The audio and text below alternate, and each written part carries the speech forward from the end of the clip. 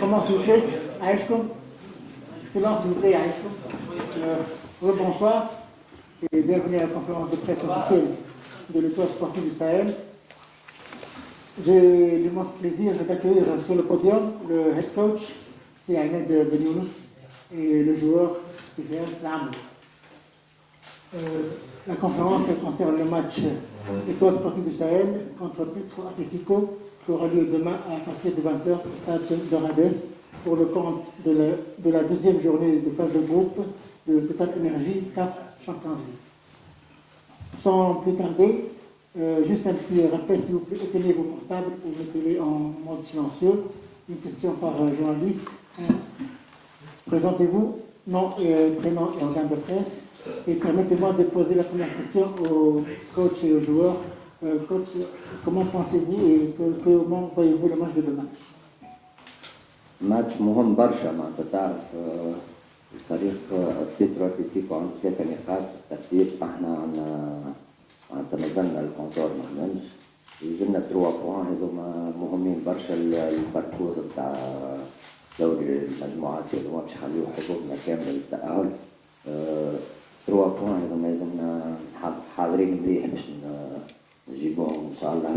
يلزمنا نتعبوا في المقابله، نركزوا برشا بريزونس مونتال وفيزيك في الماتش هذا مع ادفرسير محترم ان شاء الله بقدر ربي امام جماهيرنا اللي باش يجيو باعداد كبيره نحققوا الانتصار اللي خلينا كما قلت لك نضمنوا بقيه المشوار بمعنويات مرتفعه. كما قال كوتش عماد 3 نقاط مهمه برشا في الماتش هذا. الأوبجيكتيف نتاعنا اننا نترشحوا معناها وقدام جمهورنا ان شاء الله باش نفرحوهم ان شاء الله. سي عماد،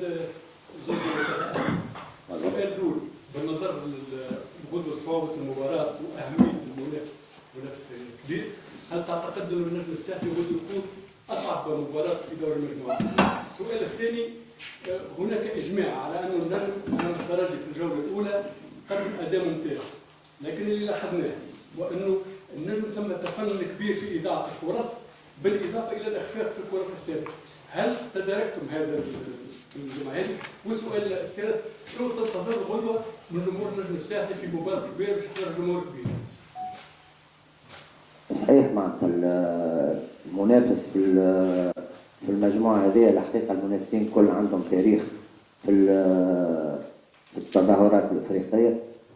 محضرين النجم الساحلي زاد فريق كبير متعود على اللقاءات هذه، محضرين كما قلت في البدايه. هذا بالنسبه للسؤال الاول.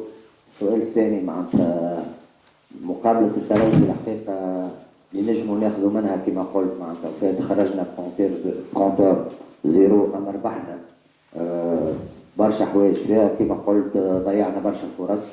ان شاء الله غدوه بقدره ربي اللاعبين يكون نسبة النجاح نتاعنا في تهديف كبيرة، وفي الكرة تعرف معناتها تصير معناتها طبيعة الفرص موجود في كل الفرق. إن شاء الله كما قلت لك غدوة تكون نسبة عالية في تسجيل الفرص اللي تجينا في المقابل. بالنسبة لجماهير النجم كيف معناتها الحقيقة معناتها أنا شاركت 2019 مع النجم الساحلي في دوري المجموعات هنا في رادس، بحكم الملعب كان معناتها في الإصلاح وكانت الجماهير معانا بعدين محترمة. الفريق نتاعنا فريق الحقيقة قاعد متماسك خصوصا مع الهيئة والإطار الفني والإطار الطبي لاعبين وجماهير. إن شاء الله بالمجهود نتاع الأطراف الكل، والطرف الكبير هو الجمهور. تعرف كي تلعب قدام جمهور في اللحظات الصعيبة في المقابلة يكون هو الدافع المعنوي الكبير. إن شاء الله يكونوا بعدين كبيرة كما معودين. Merci. Question s'il vous plaît. هاني جبريني كل بنكار مرحبا سي عماد. سي عماد، شرحت لنا مقابلات في تونس كونتر فرانسيس كالي ضد الترجي في الاسبوع القادم في تونس ايضا، يعني شو مباراة كرة القدم اللي تعتبرها مصيرية او حاسمة ياسر للنجم الرياضي الساحلي، خاصة تلعب في تونس اليوم غدوة والاسبوع المقبل، يعني غدوة مباراتين الماتش هذا. ثاني حاجة كي بعد ما بعد ماتش الترجي شنو ربما الحاجات اللي ما مشاوش باش يصلحها في الجمعه هذه؟ باش نكمل في سؤال سيدي رضا حول الجمهور، يعني الجمهور في سوسه ماهوش جاي باعداد كبيره برشا، تتصور باش يجيو يغدوا يعني في رأس، فربما توجه لهم رساله تحطهم اكثر باش يجيو يتفرجوا في المباراه. نبدا بالجمهور معناتها كما قلت لك راهو كي تبدا اللقاءات في رادس وثمانية متاع الليل ومقابله معناتها كبيره ويلقى فريق وقاعد في الثنيه الصحيحه يجي معناتها الحقيقه ما كانش معنا في اول الموسم. تعرف اللقاءات كانت ماضي ساعتين وسخانه برشا وماهماش في رهان كبير معناتها فهمت. نتخيل غدوه باش يكونوا بعدد كبيره واحنا معناتها هذا ما يكون كان يفرحنا ويدعمنا باش نقدموا مقابله كبيره. بالنسبه للعب في رادس نلعبوا في تونس معناتها هذه ملعب الفريق القومي والفرق التونسيه الكل ما عندناش اشكال. ان شاء الله الملعب سوسه يكون حاضر ان شاء الله في اقرب الاجال. اما كما قلت لك معناتها رادس هنا في تونس معناتها ما عندنا حتى اشكال باش نلعبوا في اي مقابله. سامحني سي عماد مازال سؤال وسؤالي فيلم سؤال شنو؟ يعني قلت لك باش تلعب غدوه في تونس الاسبوع القادم في تونس مش مباراه يعني نقولوا مصيريه ليه او حسمه برشا مسار التاهل.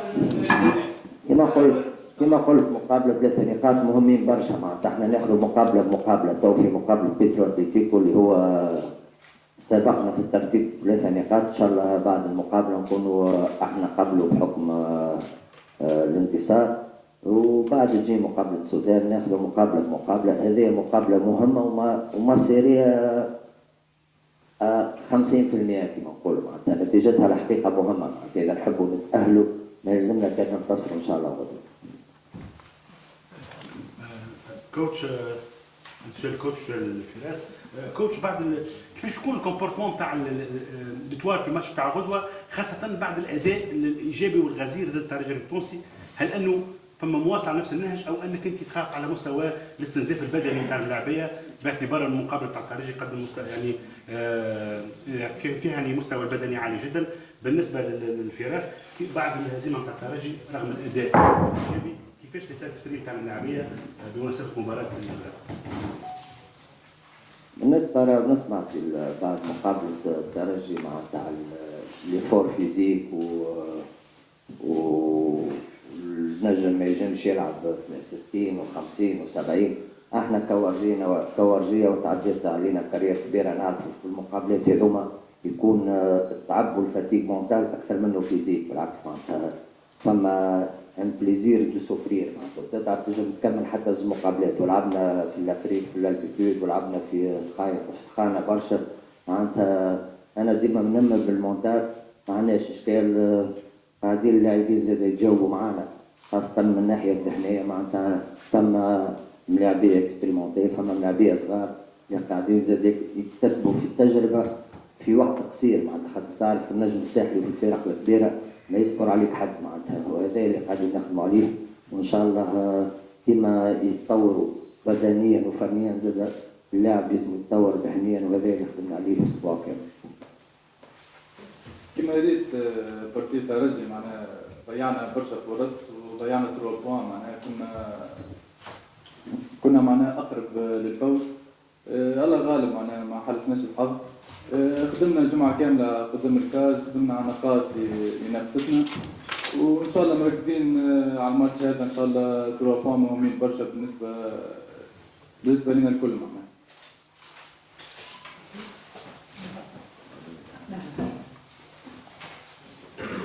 سؤال الكوتش عماد النورس طبعا كان يحكي المدرب تاع فريق اتلتيكو انه يعرف جيدا النجم وشهاده النجم من طرق التاريخ ومن طرق المباريات اللي خدمها ايضا اشاده المنافس الاكيد. شنو هي الفكره اللي عندك على الفريق هذا الفريق هذا اللي ربما ما وراش حاجه كبيره في المباراه الاولى تخليه ربما في حاجه من النجم يساعد لكن الفريق هذا خارج ميدانه يكون اخطر.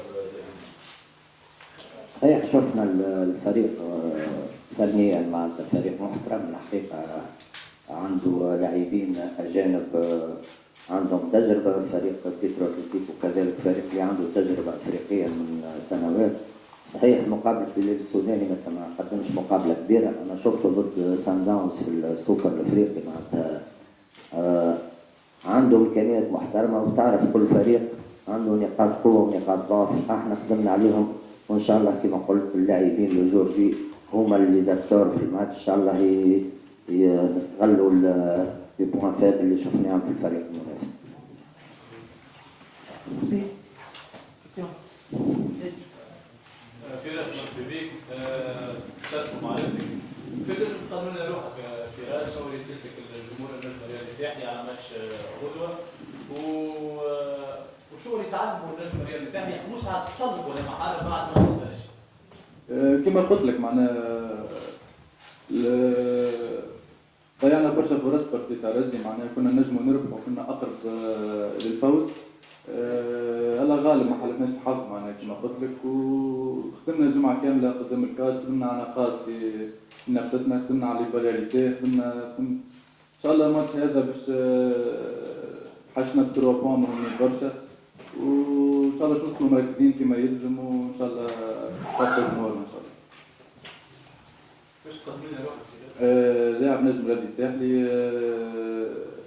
طلعت من لي جون مع سي فوزي البنزرتي، وتوا مع سي عماد معناها طالت تجي فرصته معناتها فراس قاعد يخدم بالكدا، كان إصابة رجع معنا تو معناتها قريب من الموسم الفارق في صنف الأكابر، وعنده مستقبل كبير، يلعب مدافع وسط ميدان. D'autres questions? La dernière? C'est bien. Alors, merci pour cette présentation.